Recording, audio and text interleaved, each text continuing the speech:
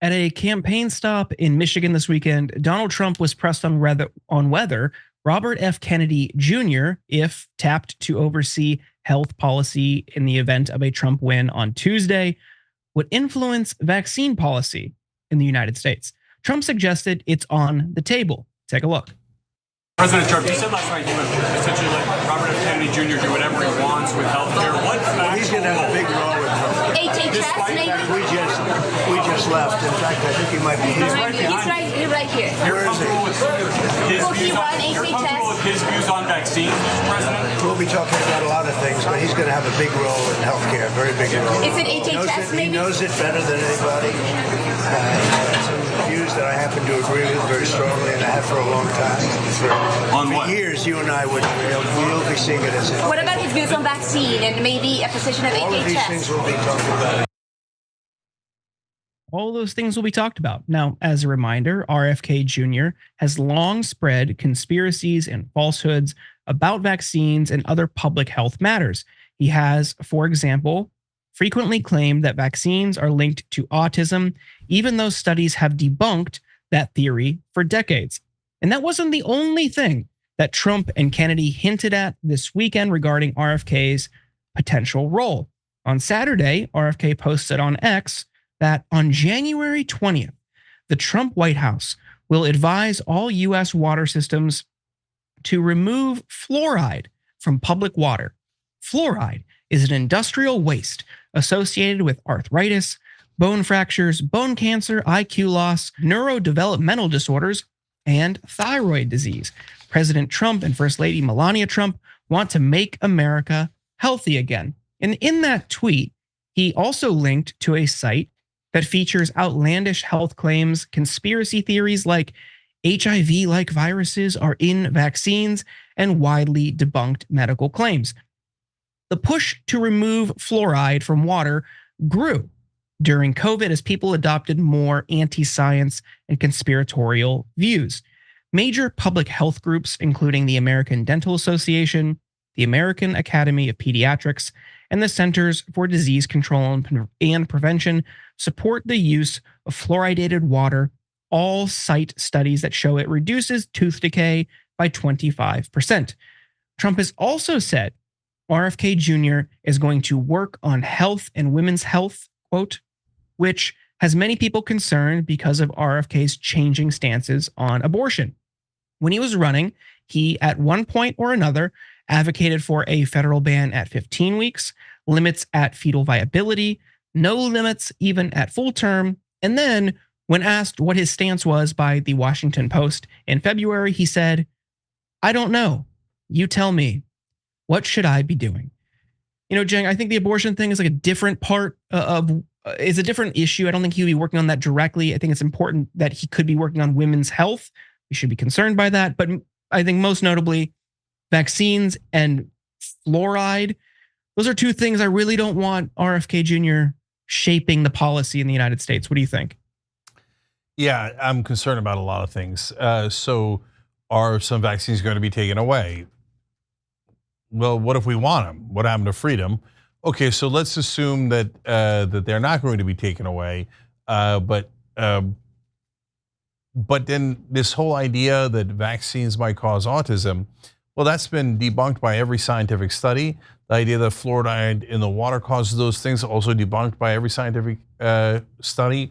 So look, this is a giant problem with Bobby Kennedy Jr., and I've said it to his face when he was here, which is, so you want us to believe that you are more correct than almost every scientist that has looked at these issues. It's too big an ask. It's too crazy an ask. And what if you're wrong and 99% of the scientists are correct? And we take away a vaccine or we don't make it mandatory, and a polio outbreak happens, as has happened throughout the world, and in some places that Kennedy went to and had anti-vaccine conversations in the Pacific Islands. So, and I remember there was a conspiracy theory in Pakistan once about how America was injecting poison into the vaccines and the West was, so don't take them.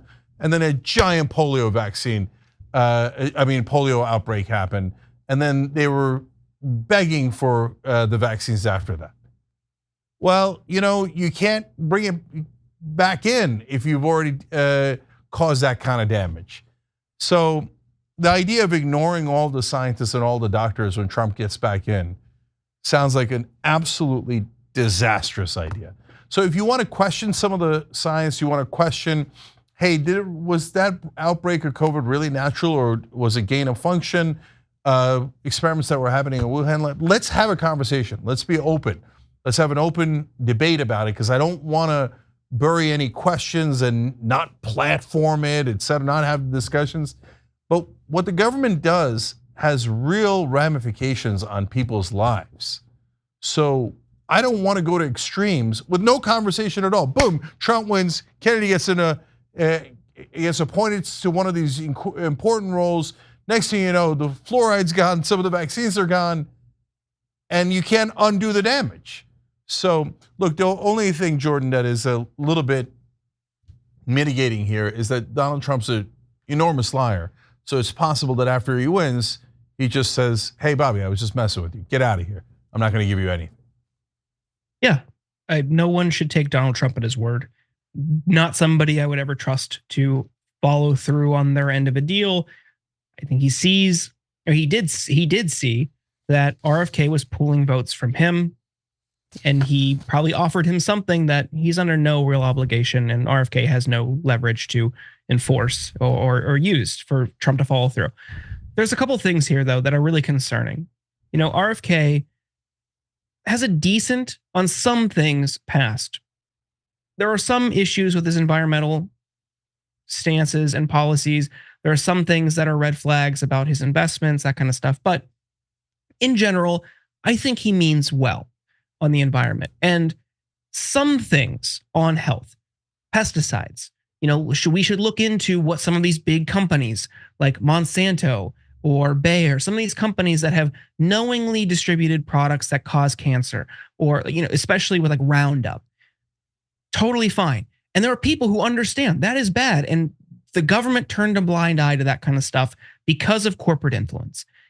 And unfortunately, for a lot of people, they see that and then continue following these people who rightfully point out this is wrong and then lead them astray. And there's been this huge boom in the wellness sector of people who started with hey, we should get this stuff out of the food, or we should only eat organic food, or we shouldn't use pesticides on our food. Okay.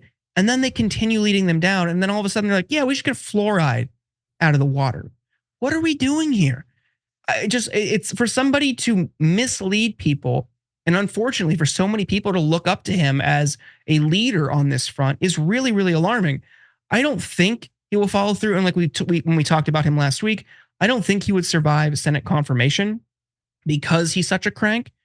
But just the possibility that he could be interim and maybe have some bureaucratic power to influence decisions, even if temporarily, is really alarming, because I don't trust him to make responsible health decisions. Yeah, last thing here. I've seen people go down that rabbit hole where they start out with, hey, I'm concerned about the environment, concerned about pesticides, super legitimate concerns, get into GMOs, you go a little bit further down the rabbit hole. And my answer is, guys, balance and facts matter. So if you got something that the companies are doing wrong, we're going to join you on that 100%, right? But the science has got to back it up. But once they realize that the government's been lying or the companies have been lying to them, then unfortunately people then think, okay, then everything's a lie. So I'm not believing a single scientist or a single doctor ever again. No. Not all scientists and doctors are lying. In fact, the overwhelming majority of them are telling the truth. The ones to look out for are the scientists paid by those particular companies to put out false reports and to have their crooks in government enforce those things because they're taking campaign contributions. So if you want to regulate on the wrongdoing, you've come to the right place.